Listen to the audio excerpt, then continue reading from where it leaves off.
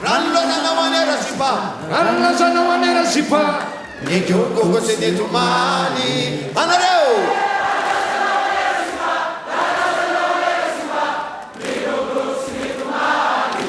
Yen Ryan,